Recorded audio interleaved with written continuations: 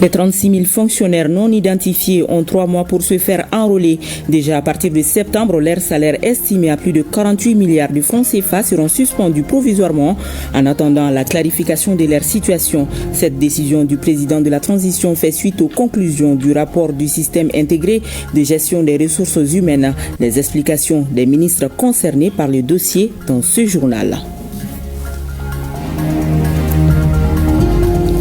Un gouvernement solidaire à l'écoute des populations pourrait bien la qualifier ainsi. La gouvernance Assimi Goïta, durant ces 5 dernières années au ministère de l'Industrie et du Commerce, tous les acteurs du domaine ont été mobilisés pour une couverture optimale du territoire national en denrées de première nécessité. Le département est également à la tête de la réussite de projets d'investissement pourvoyeurs d'emplois pour les populations maliennes. Nyanya Aliou Traoré revient sur les acquis du département de l'Industrie et du Commerce durant ces 5 ans. La signature manuelle des documents laissera bientôt place à la signature électronique pour une meilleure sécurisation des données. La certification et la mise en place de la signature électronique devront permettre à l'administration de gagner en efficacité et d'aller vers l'abandon du papier physique. Les concertations pour sa mise en œuvre se poursuivent ici à Bamako avec experts du Mali et ceux des autres pays dont le Burkina Faso. Mesdames et messieurs, bonsoir et bienvenue dans ce 20h.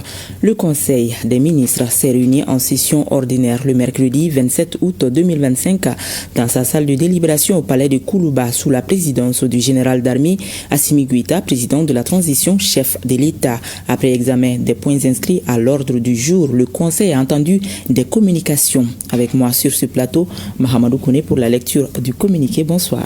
Bonsoir Baraksa Ouattara, bonsoir à tous. Au chapitre des communications, 1. Le ministre des Affaires étrangères et de la coopération internationale a informé le Conseil des ministres des conclusions de la 2e réunion du mécanisme de consultation politique entre la République bolivarienne du Venezuela et la République du Mali. Le ministre du pouvoir populaire pour les relations extérieures de la République bolivarienne du Venezuela et le ministre des Affaires étrangères et de la coopération internationale ont tenu à Caracas le 4 août 2025 la 2e réunion du mécanisme de consultation politique entre les deux pays. Cette rencontre a permis de renforcer les liens de solidarité, d'amitié et de coopération dans de nombreux domaines d'activité prioritaires identifiés dans le procès verbal signé entre les deux ministres à l'issue des travaux. Il s'est dégagé de ce mécanisme une identité de vue sur plusieurs questions internationales, régionales et sous-régionales. Au cours de son séjour, le ministre des Affaires étrangères et de la coopération internationale a été reçu en audience par le président de la République bolivarienne du Venezuela ainsi que par la vice-présidente.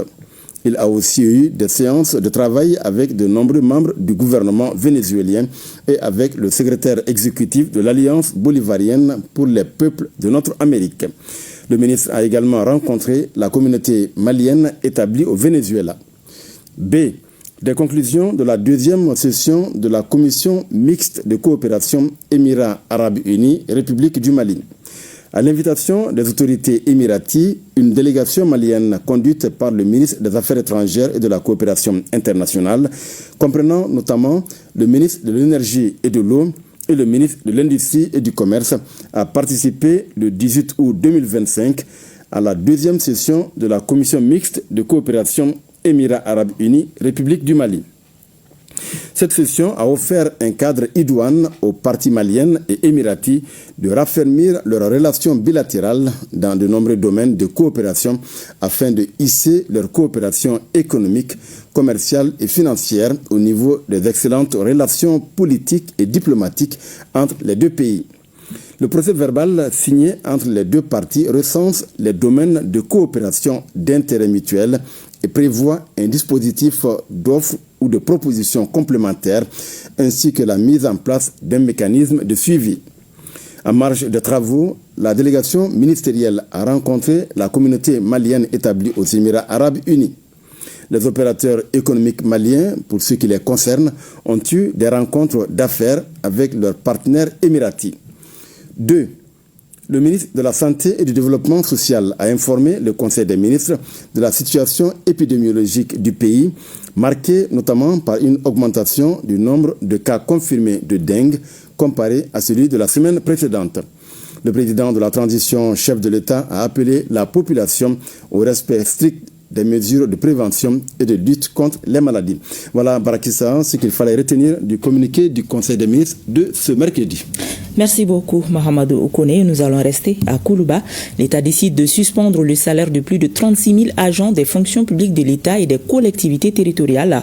Une décision qui fait suite aux conclusions du rapport relatif au projet du système intégré de gestion des ressources humaines, des fonctions publiques de l'État et des collectivités territoriales. En clair, les agents en question ne se sont pas présentés lors de l'opération représentant 4,57% de la masse salariale, soit un manque à gagner estimé à plus de 48 milliards de francs CFA par an pour l'État. Les agents ont encore 3 mois pour s'y déclarer. Pour plus de détails, écoutons respectivement le ministre de la Refondation de l'État chargé des refondations des relations avec les institutions et les ministres du Travail et de la fonction publique. Aujourd'hui, l'État paye des salaires à plus de 158 000 agents, toutes catégories confondues. Et donc, il y a un contrôle physique et biométrique qui a été effectué et qui a permis de relever que seulement 122 166 agents sont identifiés, se sont fait identifier. Et donc, il y a plus de 36 000 agents qui restent aujourd'hui non identifiés, qui ne se sont pas présentés à l'identification physique et biométrique. Alors, le problème aujourd'hui, c'est que l'État paye plus de 48 milliards à ces personnes qui ne sont pas connues, qui ne se sont pas identifiées. Le problème pour nous aujourd'hui, lorsque le rapport a été produit et que le président l'a reçu, une des recommandations du rapport, c'est de donner un délai de grâce à ces personnes-là qui n'ont pas été identifiées pour que celles-ci-là, ces agents-là, puissent se présenter, régulariser leur situation. Ils pourront se présenter dans les différentes directions des ressources humaines, comme les enrôlements précédents ont eu lieu. Donc cela leur permettra de clarifier leur situation. À l'issue de cette opération de délai de grâce de 3 mois, qui est annoncée dans la lettre circulaire du 26 août 2025 du ministre de l'économie et des finances, ces salaires-là seront définitivement suspendus et seront considérés comme des agents fictifs. C'est en fait ce qui est demandé.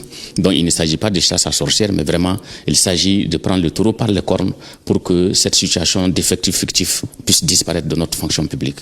Que ce soit la fonction publique de l'État ou la fonction publique des collectivités territoriales. Toutes les dispositions idoines seront prises pour que l'enrôlement se fasse dans les meilleures conditions. Donc, je crois que tous les agents de la fonction publique, que ce soit de l'État ou des collectivités, connaissent déjà leur DRH de rattachement. Il s'agit d'une suspension provisoire. Tous les agents qui viendront effectivement se faire enrôler, dont les situations seront effectivement exactes, et donc les salaires seront libérés. C'est des salaires qui vont être cantonnés au trésor, donc ils ne vont pas se perdre dans la nature, et ceux qui vont se régulariser, leur salaire sera libéré au fur et à mesure. Donc c'est vraiment cela. Maintenant, c'est au finish des 3 mois de délai de grâce que ceux qui ne se seront pas du tout présentés, que les salaires vraiment seront définitivement coupés. Vous venez d'écouter les ministres en charge de la fonction publique et celui de la refondation sur les mécanismes mis en place qui ont abouti à ce résultat. Un manque à gagner pour l'État estimé à plus de 48 milliards de francs CFA par an. Je vous l'annonçais tout à l'heure, les 36 151 agents non identifiés selon le rapport du projet du système intégré des gestions, suivant les explications du ministre de l'économie et des finances. Il faut rappeler en plus de cela, comme la lettre circulaire que j'ai signée hier l'indique très clairement, il y a également dans les 122 566 agents qui sont reconnus plus ou moins aujourd'hui, qu'il y a des cas de doublons. C'est-à-dire qu'il y a des agents qui se trouvent dans ces 122 000 agents et qui sont donc enrôlés 2 fois biométriquement. Donc on a les mêmes empreintes qui existent pour des agents qui sont par exemple des agents qui travaillent au niveau du ministère de l'Éducation, qui travaillent au niveau du ministère de l'Économie et des Finances et qui travaillent ailleurs. Donc il y a également ces cas de doublons, de triplons, ou des cas où on a un enrôlement qui n'est pas satisfaisant parce que nous n'avons pas pu avoir les identifications comme il le faut. Donc ces cas également seront également, les salaires de ces personnes également seront suspendus, et ces salaires ne font pas partie justement des 48 milliards 280 millions qu'on a évoqués tantôt. Donc c'est pour dire que vraiment c'est une campagne en tout cas de nettoyage quand même, si on peut le dire ainsi. Et il faut rappeler que le SIGRH également offre beaucoup d'autres opportunités. Aujourd'hui, nous pourrons désormais savoir l'inventaire donc du personnel de la fonction publique de l'État et de la fonction publique des collectivités. Nous pourrons avoir une meilleure gestion en fonction des diplômes, de l'expérience et de tout ce que les spécialistes de gestion des ressources humaines ont besoin pour pouvoir faire les nominations et tout. Donc quand même c'est un cadre très important, et je pense que périodiquement ce recensement doit se faire pour vraiment être sûr que à chaque fois nous sommes vraiment en phase avec les dépenses qui se font. En tout cas, tout cela rentre dans le cadre non seulement de la digitalisation mais également du contrôle et de la réduction du train de vie de l'État. Et à partir de ce soir, le RTM ouvre une page spéciale dans le journal 20h sur les acquis de chaque département ministériel pendant les 5 années de la transition. Aujourd'hui, nous nous intéressons au ministère de l'Industrie et du Commerce, un département à l'écoute des populations, afin de s'assurer de la qualité, de la quantité et de la répartition équitable des denrées de première nécessité. Instruction a été donnée au ministère de l'Industrie et du Commerce de mobiliser tous les acteurs du domaine pour une couverture optimale du territoire. Le département a, sous l'impulsion de son ministre, initié des rencontres secteur public-privé. Il est à la tête de la réussite de projets d'investissement pourvoyeurs d'emplois pour les populations maliennes. Les perspectives sont bonnes également, car le ministère se donne pour mission de faire du Mali un hub industriel, un vœu tant cher au chef de l'État. Nyanya Aliou Traoré revient pour nous sur les acquis du département de l'Industrie et du Commerce durant ces 5 ans. La transition sous la conduite du chef de l'État, le général d'armée Assimi Goïta, à 5 ans. 5 années au service de la nation malienne dans tous les secteurs de développement. Le ministère de l'Industrie et du Commerce est partie intégrante de la réussite de la politique du président de la transition, déclinée dans sa lettre de cadrage adressée au gouvernement. Le général d'armée, Assimi Goïta, met en relief et insiste sur la satisfaction des besoins vitaux des populations maliennes. Sur la base de ce vœu présidentiel, les gouvernements successifs s'y sont mis à la tâche. Au ministère de l'Industrie et du Commerce, pour un résultat probant, un espace de dialogue public-privé a été mis en place par les soins du ministre Moussa Alassane Diallo.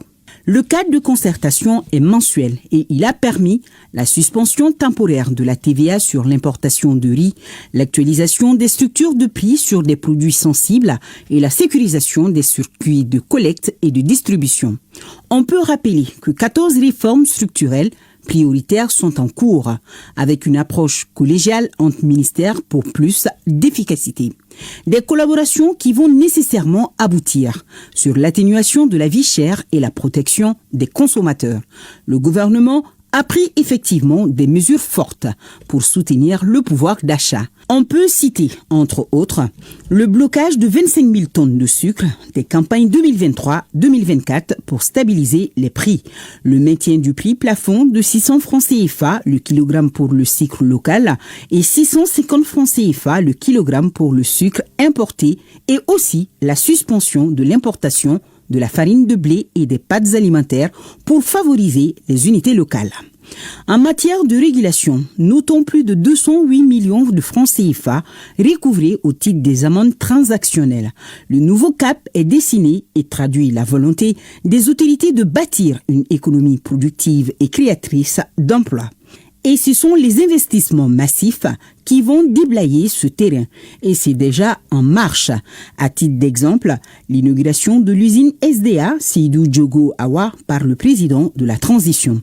L'usine enregistre un investissement de 14 milliards de francs CFA avec 400 emplois directs et 10 000 indirects créés. La pose de la première pierre de la cimenterie CIMAF à Sikasso.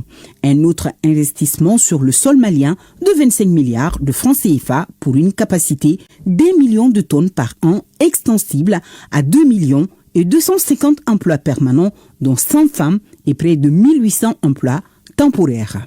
Ce n'est pas tout. À Ségou, comptons la relance progressive de la Comatex SA.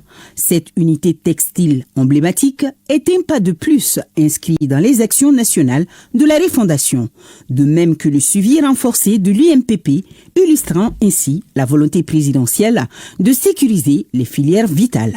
Les perspectives sont claires au ministère de l'Industrie et du Commerce. Au programme, il s'agit entre autres de l'usine T Farakou, la construction de celle de transformation du karité à Yanfoulila, la réalisation de 2 nouvelles cimenteries à Djoukati et Bema, Nuro du Sahel, avec une capacité totale de 4,9 millions de tonnes par an et un investissement de 538 milliards de francs CFA, générant environ 3000 emplois. Produire localement, créer des emplois, assurer la souveraineté économique et répondre aux besoins concrets des Maliens, c'est le leitmotiv de la gouvernance Moussa Alassane Diallo à la tête de ce département. Une mission quasi réussie avec l'accompagnement du chef du gouvernement. Le 28 novembre 2024, à peine installé, le Premier ministre, le général de division Abdoulaye Maïga, a consacré sa toute première sortie officielle à la Chambre de commerce et d'industrie du Mali, CECIM. Un geste inédit qui traduit la place stratégique du secteur privé dans la mise en œuvre du point 3 de la lettre de cadrage présidentielle. L'approvisionnement des marchés, la maîtrise des prix des denrées de première nécessité et leur disponibilité sur l'ensemble du territoire. Cette visite a essentiellement ouvert un cadre de dialogue public-privé, aujourd'hui institutionnalisé et renforcé pour le bonheur des Maliens et l'atteinte des objectifs fixés par le président de la transition qui dirige le Mali depuis 5 ans. Lancement des activités de l'Association malienne pour le droit et le renouveau de la justice AMDRJ. Cette association vise à rapprocher les citoyens de la justice tout en favorisant la compréhension de ceux-ci sur la matière judiciaire. Une conférence de presse dont le thème porte sur les enjeux et perspectives de la lutte contre la cybercriminalité au Mali a servi de cadre de lancement. C'est le ministre de la Justice et des Droits de l'Homme, Garde des Sceaux, qui a présidé la cérémonie de lancement des activités de cette association. Reportage Mamadou Fani. Les besoins d'une justice équitable et pressants face à certaines dérives des usagers de la nouvelle technologie et certaines décisions de justice échappant à la compréhension du citoyen. L'Association malienne pour le droit et le renouveau de la justice se veut un trait d'union entre cette justice et le citoyen, d'où le lancement de ces activités. L'AMDRJ est le fruit d'une réflexion d'hommes et de femmes convaincus que le droit et la justice ne sont pas une affaire des seuls professionnels de ces magistrats, mais qu'ils sont avant tout une affaire de citoyens. Pour répondre à ces besoins, pour aider à combler ce fossé, l'AMDRJ a ainsi été mis sur les fonds baptismaux. La lutte contre la cybercriminalité au Mali, enjeux et perspectives. C'est le thème de cette conférence inaugurale des activités du lancement de cette association. La thématique retenue pour la conférence de lancement des activités de l'AMDRJ porte sur la cybercriminalité, qui est un sujet d'actualité, de société et d'intérêt pratique considérable. Il importe cependant de relever que l'utilisation malveillante des réseaux sociaux peut entraîner des conséquences très graves. Il en est ainsi de certaines personnes qui utilisent les nouvelles technologies pour lancer des cyberattaques ou les discrédits contre des gouvernements, des entreprises ou des particuliers. Dans ce contexte, chacun doit prendre conscience de ce qu'il doit et peut apporter à la société. Le lancement des activités de l'Association malienne pour le droit et le renouveau de la justice a été salué par le ministre de la Justice qui y voit ainsi une contribution pour que la justice soit accessible à tous. Elle rêve d'intégrer l'élite administrative du pays. Mercredi dernier à Bamako, 320 candidats ont entamé une formation intensive en vue de concours d'entrée à l'École nationale d'administration. Et c'est l'école Mamadou Diarra H de Médina Koura qui a accueilli cette session marquée par la visite conjointe de 3 ministres, ceux de la promotion de la femme, de l'éducation nationale et de la fonction publique. Cette initiative du ministère de la promotion de la femme, de l'enfant et de la famille vise à améliorer les taux de réussite des femmes au concours de l'ENA. Reportage Moussa Kamara et Abou Kouni.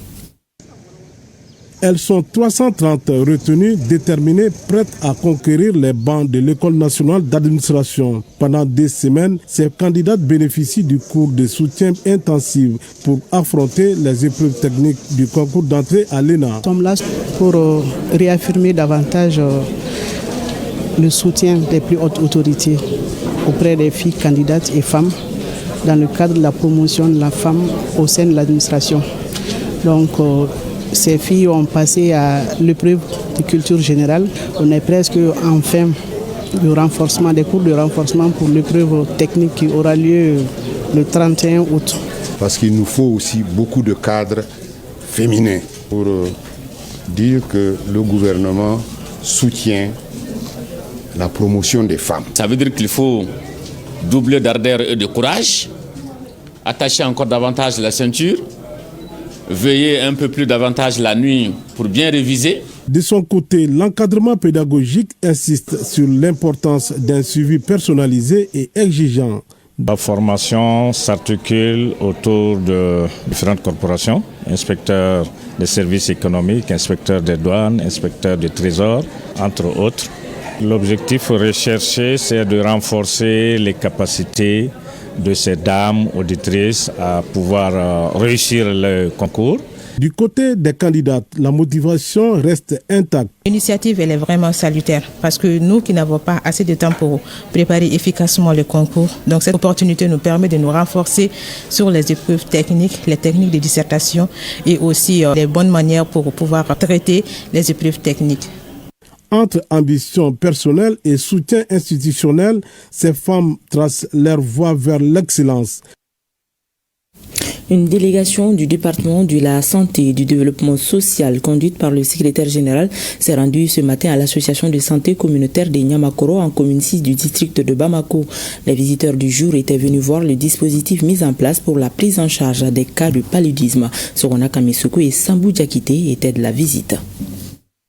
L'association de santé communautaire de Niamakoro, en commune 6 du district de Bamako, effectue en moyenne 100 consultations par jour, dont environ 70% relèvent des cas de paludisme, une maladie endémique dont la prévalence connaît une légère hausse pendant la saison des pluies. C'est ce qui justifie d'ailleurs cette visite d'une délégation du département de tutelle conduite par le secrétaire général. Nous sortons très satisfaits de ce que nous avons vu. En matière de prise en charge, nous voyons bien que les services sont organisés. La particularité, c'est qu'on a un laboratoire qui permet de faire ce qu'on appelle le diagnostic positif du palu en ce moment. Et avec un bon système de référencement par rapport au labo, ils font les examens simples. Et quand on prend les services de vaccination, nous savons bel et bien que c'est la prévention en tout cas qui prône chez nous. Et nous avons vu comment la communauté même est organisée. À l'association de santé communautaire de Niamakoro, selon la première responsable, toutes les conditions sont réunies pour faire face à la demande. La prise en charge du palu est faite correctement selon le protocole national. Et il y a la disponibilité des médicaments aussi, que ce soit palu simple ou palu grave. Le CESCOM est très bien fréquenté puisque nous travaillons avec nos femmes leaders et les personnels aussi sont motivés, dynamiques. Nous tenons ici au nom de Madame le ministre de la Santé et du Développement social féliciter, encourager les prestataires et les dire encore une fois de renforcer l'accueil, de renforcer la prise en charge et de tracer le circuit des malades pour que réellement les malades ne puissent pas souffrir et de rendre disponibles encore une fois les médicaments et d'être communiqués avec la population. L'initiative du département vise à renforcer le système de surveillance dans le cadre de la lutte contre le paludisme au Mali, surtout en cette saison des pluies. Fin de formation pour une trentaine d'agents de la présidence de la République. Pendant 3 jours, ils ont été édifiés sur les droits et obligations des agents de l'administration publique. Aussi, un rappel sur l'éthique et la déontologie. Le but est de bâtir une administration présidentielle exemplaire. Boubacar Bablin Touré pour plus de précisions. Qui parle d'une administration plus performante parle de ressources humaines bien formées. Un objectif qui s'est désormais fixé, la présidence, à travers la formation de son personnel. Une trentaine d'agents viennent ainsi de boucler une formation de 3 jours sur les droits et obligations des agents de l'administration publique de la présidence. Je peux attester que Ce sont des agents qui ont la volonté de bien faire. Ils ont la volonté de se parfaire. Et comme vous êtes fort heureusement dans une dynamique de formation des agents, ce serait bien de leur faire profiter d'autres choses. Et ça ne contribuera véritablement qu'à édifier une présidence encore plus moderne, plus performante, parce que tout part de là. J'encourage chacun d'entre nous à mettre en pratique les connaissances acquises durant cette formation. Soyons des ambassadeurs des droits et des valeurs que nous avons défendus ensemble. N'oublions jamais que chaque geste compte et que c'est par nos actions individuelles que nous construisons un environnement de travail respectueux et éthique. Cette formation se veut aussi un moyen de rappeler à ces agents l'éthique et la déontologie. Elle était également basée sur une vision, celle de bâtir une administration présidentielle exemplaire. L'administration présidentielle est le cœur stratégique de l'État. Elle se doit d'être irréprochable, proactive et au service de l'intérêt général. Je vous invite donc à cultiver l'exemplarité et à faire preuve d'un professionnalisme constant. Je vous encourage à poursuivre sur cette voie, à faire de la connaissance de vos droits et devoirs un levier de transformation positive et à incarner les valeurs de probité, de respect et de service public.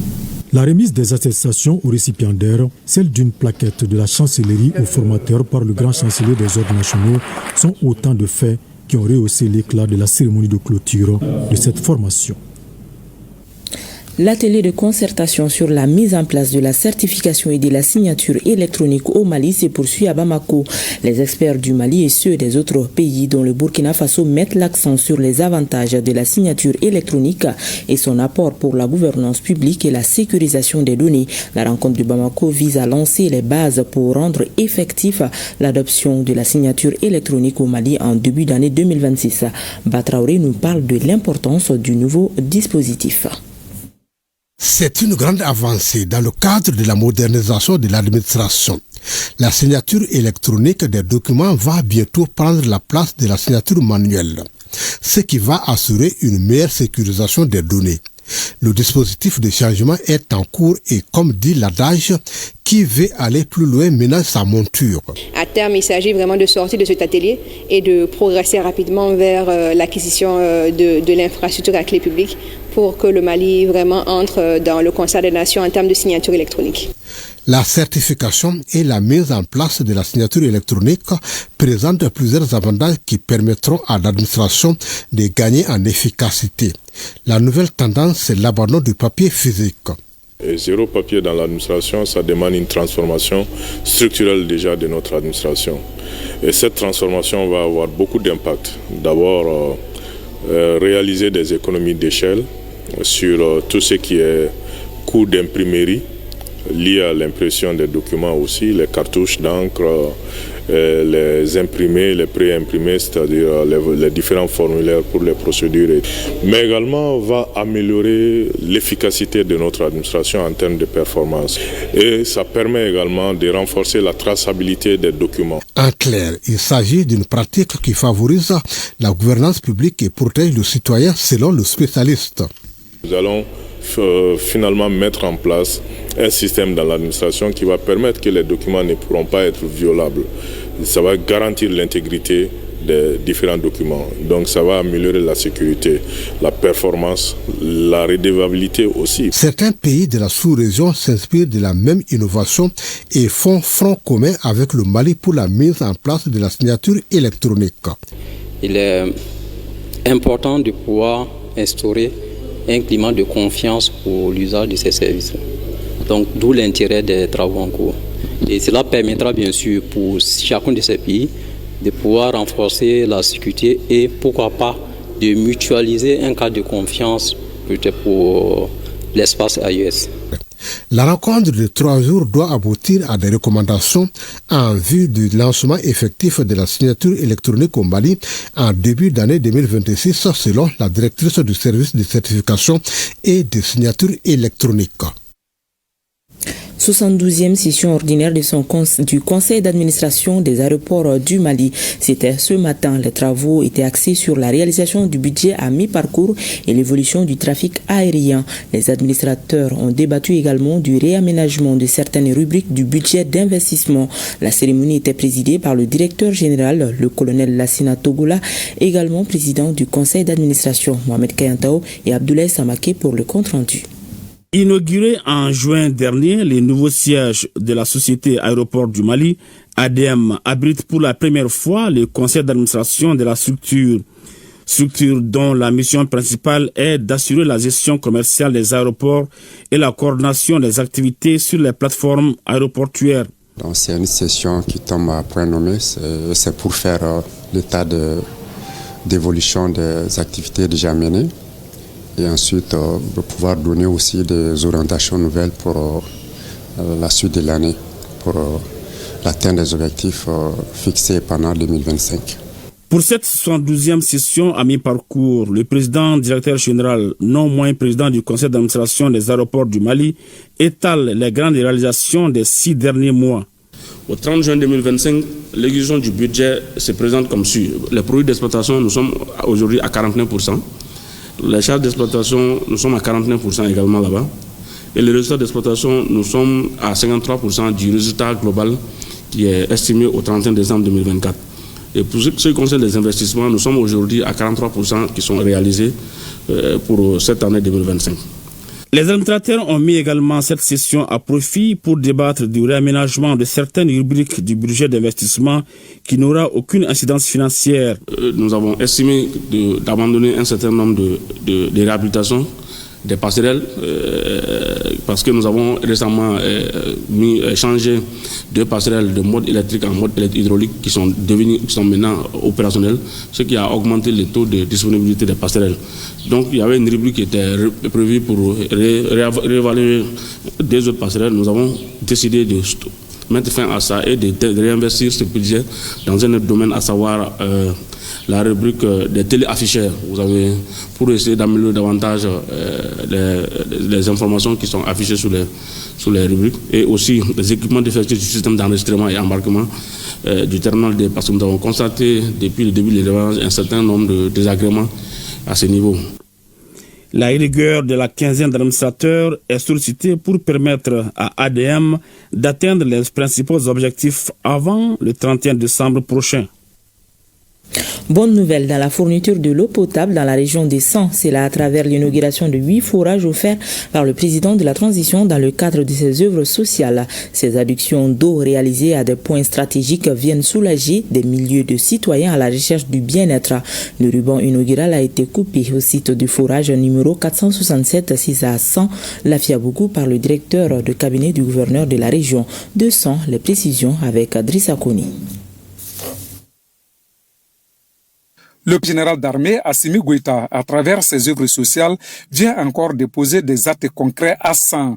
Il s'agit de la réalisation de 8 forages, dont 5 dans la commune urbaine de San, respectivement au niveau du CSCOM central de Santoro, du lycée public Yacouba Traoré, dans les quartiers Amdalaï, Bougoudara et Lafiabougou, 2 à Tominia, à l'école fondamentale Sobois Pierre Diara et le lycée public, et enfin 1 à Yangasso. C'est le site du forage numéro 467 6 à 100 Lafiabougou qui a servi de cadre à la cérémonie. Forage avec des panneaux, ça veut dire que le jour où il n'y aura pas d'électricité, nous ne manquerons pas d'eau. Qui donne de l'eau donne la vie.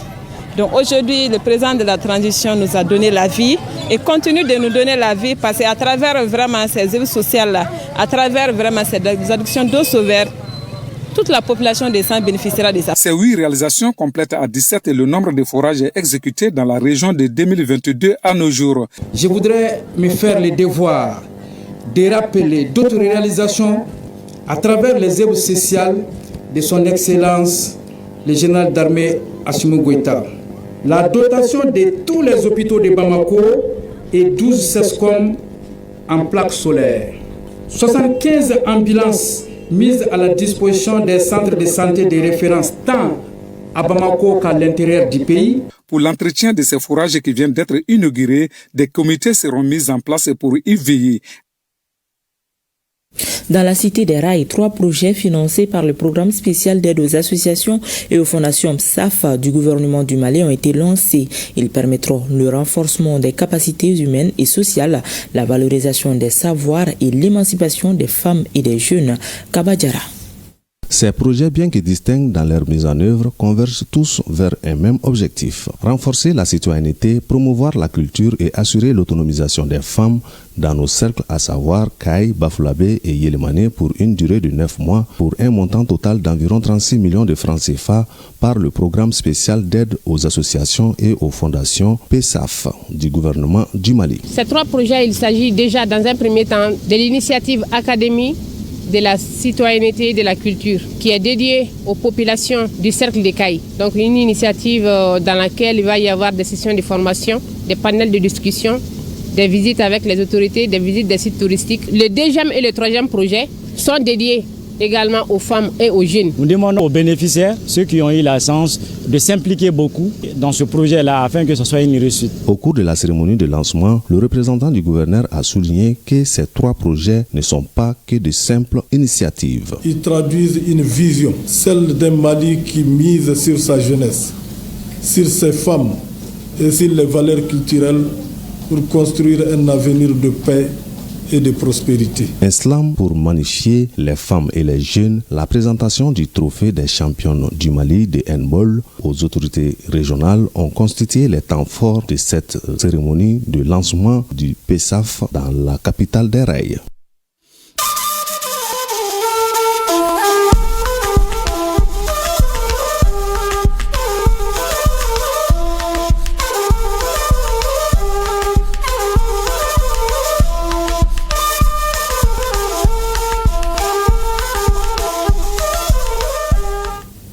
L'actualité AES nous conduit tout d'abord au Burkina Faso, où le Premier ministre Talba Jean-Emmanuel Ouédraogo a présidé en début de semaine un séminaire gouvernemental consacré à la transformation digitale, placé sous les thèmes en route pour 2030.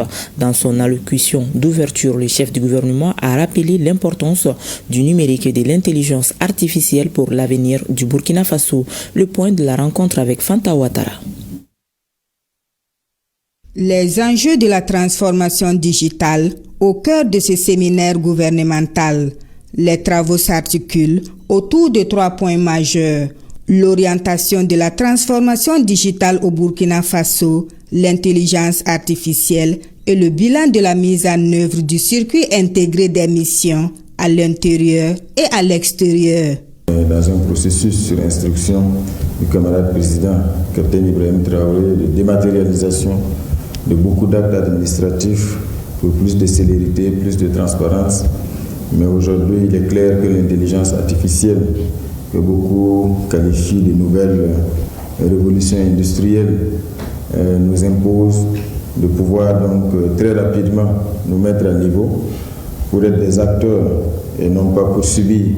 Tout en reconnaissant que l'intelligence artificielle peut susciter des appréhensions, le Premier ministre insiste sur les immenses opportunités qu'elle offre. Le tout, c'est de savoir aujourd'hui donc faire en sorte de pouvoir avoir une bonne politique en la matière, miser sur la formation, l'équipement et surtout faire en sorte que nous ne subissions pas, mais plutôt que nous puissions tirer donc le meilleur parti de cette nouvelle révolution industrielle qui va certainement redéfinir le monde de travail dans tous les domaines. La vision affichée, doter le Burkina Faso d'ici à 2030 d'une couverture nationale élargie en réseau de communication électronique de qualité, ainsi que de services numériques et postaux sécurisés, répondant efficacement aux besoins des populations. Pour atteindre cet objectif, 12 chantiers structurants sont identifiés, parmi lesquels 0 cache dans les services publics, 0 infrastructure critique non protégée, une identité digitale pour tous. Au Niger, le ministre de l'Agriculture et de l'Élevage a procédé hier à Niamey à l'inauguration du tout nouveau bâtiment annexe de la cellule nationale de représentation et d'assistance technique. Le colonel Mahaman El Ousmane a par la suite rendu hommage aux représentants résidents et directeurs pays du Fonds international de développement agricole FIDA en fin d'émission au Niger. Compte rendu Ramatou Adamou et Isaka Issa. 70 692 422 francs CFA est le coût global de ce bâtiment construit sur une superficie de 200 mètres carrés en R+1, doté de toutes les commodités nécessaires. Il est composé de 11 bureaux et de 2 halls visiteurs. Réalisé sur fonds propres de l'État, ce bâtiment est une matérialisation effective de la contrepartie numéraire de l'État dans le financement des activités du programme de développement de l'agriculture familiale dans les régions de Maradi, Tawa, Zender et Dosso. En offrant à la Senrat et plus globalement aux équipes de mise en œuvre ce joyau, vous matérialisez ainsi les bases d'une collaboration fondée sur le respect et la souveraineté entière de l'État sur certaines composantes de sa coopération avec son partenaire, en l'occurrence le FIDA. Après la cérémonie d'inauguration, le ministre de l'Agriculture et de l'Élevage a par la suite rendu un hommage à Eric Rouabidadi, représentant résident et directeur pays du FIDA pour ces 2 années passées au Niger en faveur du développement agricole. Le FIDA a été un maillon important, crucial pendant ce moment et continue de l'être. Vous avez été un des défenseurs également de l'accord additionnel que vous avez négocié au niveau du Niger. Aujourd'hui, après la Banque mondiale avec le projet PACIPA d'$1 milliard, le FIDA est le 2e partenaire stratégique dans le domaine de l'agriculture. C'est important de le dire, vous avez été un artisan. Eric Rouabidadi a à son tour remercié le gouvernement du Niger pour l'accueil chaleureux dont il a bénéficié tout au long de son séjour. Le FIDA reste, mes collègues sont là. Je voudrais vous assurer, Excellence, qu'il y aura une transition facile. Et puis moi, je pars avec un cœur fier d'avoir été au Niger, un pays d'accueil qui m'a bien accueilli. Le partenariat entre le FIDA et la République du Niger existe depuis 45 ans. Preuve de fidélité, d'engagement et de résilience aux côtés des producteurs, renforçant ainsi leur résilience et permettant un développement durable en milieu rural.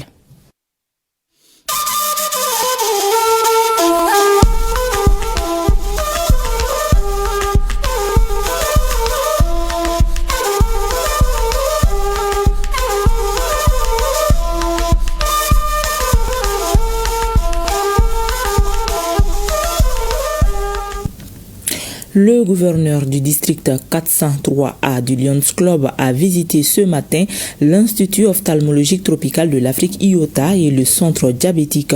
Objectif, s'enquérir de la situation des dites structures dans le cadre d'un partenariat de longue date.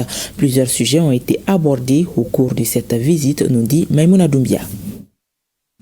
L'Institut ophtalmologique tropical de l'Afrique IOTA est un partenaire important pour le Lions Club. C'est dans ce cadre que s'inscrit cette visite. Ainsi, le directeur de l'IOTA a présenté sa structure aux visiteurs du jour. Il y ressort que l'IOTA fait face à des difficultés liées aux ressources humaines et matérielles. Le chercheur IOTA est à l'étroit. Notre perspective, c'est de faire tout pour que, en tout cas, nos installations puissent rester viables. Donc, dans ce sens, il faut renforcer, en tout cas, les compétences à tous les niveaux, que ce soit sur le plan matériel, que ce soit sur le plan des ressources humaines. Le gouverneur du district 403A reconnaît les efforts faits par le personnel de l'IOTA pour faciliter l'accès aux populations africaines. Il promet de poursuivre le partenariat avec l'IOTA. Nous sommes toujours là pour accompagner l'IOTA parce que l'IOTA fait d'énormes efforts pour combler ce fossé et aussi pour prendre en charge toutes les maladies cécitantes ici au Mali et un peu partout en Afrique. Après l'IOTA, la délégation s'est rendue au centre diabétique. Au-delà des acquis, Dr Legbib Boukanem n'a pas manqué d'exprimer d'autres besoins aux responsables de Lions Club. Le gouverneur dit avoir pris bonne note de ses préoccupations et s'engage à accompagner le centre. Partout où il y a un besoin, il y a un lion, dit-on. Nous sommes là dans l'accompagnement tout le temps. Nous ne savons que servir. Servir aujourd'hui, servir encore et servir toujours. Il faut noter que le gouverneur du district 403A et sa délégation ont visité les salles de formation et des soins des différentes structures. À l'heure où les défis sanitaires persistent dans les zones les plus reculées du pays, le Mali mise sur une refonte ambitieuse de sa stratégie des soins essentiels dans la communauté, les SEC. Un atelier national de haut niveau s'est tenu à l'hôtel Salam de Bamako, mobilisant institutions étatiques, partenaires techniques et financiers. Objectif, adapter les réponses sanitaires aux réalités du terrain tout en renforçant la résilience du système communautaire de santé. La rencontre a aussi enregistré la participation de pays amis comme le Burkina Faso et le Sénégal, une initiative portée par la Direction générale de la santé et de l'hygiène publique. Reportage Moussa Kamara et Adama Traoré. Face à la complicité des défis sanitaires, une réponse s'est construite désormais au plus près des communautés. À Bamako, des voix se sont élevées, des idées se sont croisées et surtout une volonté commune s'est affirmée, celle de rapprocher les soins essentiels de la communauté afin qu'aucun Malien dans les zones les plus éloignées ne soit laissé pour compte. Cet atelier n'est pas une simple rencontre technique, il est une opportunité pour repenser, harmoniser et adapter notre stratégie communautaire à la lumière des réalités actuelles, des innovations disponibles et des engagements internationaux, notamment en matière des ODD et de couverture universelle. Experts nationaux, acteurs de la société civile, représentants des collectivités, ONG et partenaires techniques et financiers planchent sur les piliers fondamentaux de cette stratégie. Parmi les priorités, la formation et la supervision des agents de santé communautaire, le financement durable, l'implication des communautés et la gouvernance locale de la santé. Ce que nous construisons ici dépasse le cadre d'une stratégie. C'est un véritable pacte social, une promesse collective. Que cet atelier marque le début d'une nouvelle ère pour la santé communautaire au Mali, une ère de reconnaissance, de participation et d'innovation. Selon le secrétaire général du ministère en charge de la santé, cet atelier constitue le point de départ d'une nouvelle dynamique. Durant ces 5 jours, je vous invite donc à faire preuve de rigueur, d'ouverture et de créativité, de diagnostic approfondi, d'identification des leviers d'amélioration et de formulation des recommandations concrètes, d'élaboration d'une feuille de route claire et réaliste. Voilà les jalons que nous devons poser ensemble. Car en matière de santé communautaire, chaque minute compte et chaque vie aussi. Dans la cité des Balanzans, les responsables des structures d'enquête et de poursuite mutualisent leurs efforts dans la lutte contre le blanchiment des capitaux et le financement du terrorisme. C'est à la faveur d'un atelier. L'initiative est de la cellule nationale de traitement des informations financières CENTIF. Reportage Kandesila et Bassi Traoré. Les concepts de blanchiment de capitaux et le financement du terrorisme, le dispositif national en matière de lutte, l'utilisation des renseignements financiers et la coopération sont entre autres thématiques de cet atelier de formation. Une initiative multi-acteurs pilotée par la cellule nationale de traitement des informations financières CENTIF Mali et qui s'inscrit dans le cadre du projet d'appui aux structures de gouvernance. Le Mali a mis en place un dispositif institutionnel qui comprend la CENTIF et d'autres structures, qui est aujourd'hui considéré comme techniquement conforme. Et le Mali aussi, en rapport avec les structures internationales comme le groupe d'action financière qu'on appelle le GAFI, donc a mis en œuvre un certain nombre de mesures qui renforcent son efficacité aujourd'hui et ça a été reconnu. Le renforcement des capacités est plus que jamais crucial car les défis auxquels notre pays est confronté, notamment dans le cadre de la lutte contre la corruption et les flux financiers illicites, exigent des compétences pointues et une adaptation constante aux nouvelles réalités. Les participants, composés des représentants des structures d'enquête et de poursuite, mettront 2 jours à profit pour harmoniser les points de vue sur ce fléau qui impacte négativement le développement. Le blanchiment de capitaux et le financement du terrorisme ne sont pas seulement des crimes financiers abstraits. Ce sont des armes invisibles qui alimentent les mafias, nourrissent la corruption et financent les groupes terroristes qui ensanglantent nos nations. Au maire de Ségou de saluer cette initiative qui, selon Nouhoudjara, concourt à raffermir la bonne gouvernance, la justice et la sécurité au Mali. Le RTM vous propose dans nos programmes ce soir votre magazine 52 minutes pour savoir. Ce 4e numéro met la lumière sur la filière lait, la production du lait local et sa transformation. C'est un sous-secteur qui occupe beaucoup d'éleveurs, qui est très porteur même s'il reste peu exploité. Rien qu'à Bamako et environ, ce sont plus de 17 000 litres de lait local qui sont produits par jour. 52 minutes pour savoir est une émission présentée par Sira Batili et réalisée par Imonfri Sanou. Suivons un extrait. Des initiatives se sont multipliées pour booster la production de lait à Bamako comme à l'intérieur du pays. Ainsi, des fermes agro-pastorales ont poussé comme des champignons dans les zones périurbaines de la capitale. Donc j'aime l'élevage, donc j'ai commencé en 2003. Donc j'avais des métis là, après j'ai acheté les vaches morts, je l'ai inséminé avec de Holstein et que là j'ai eu beaucoup de métis. Le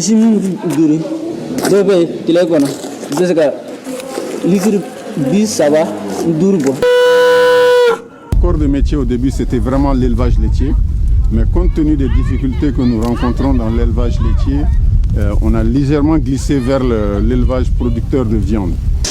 Chaque matin, une soixantaine de livreurs arrivent ici à moto, à vélo ou même à pied pour ravitailler le centre. À suivre après ce journal 52 minutes pour savoir, une présentation de Sira Batili. Et c'est ce qui met également un terme à cette édition. Merci à vous de l'avoir suivi. À demain, même heure, s'il plaît à Dieu.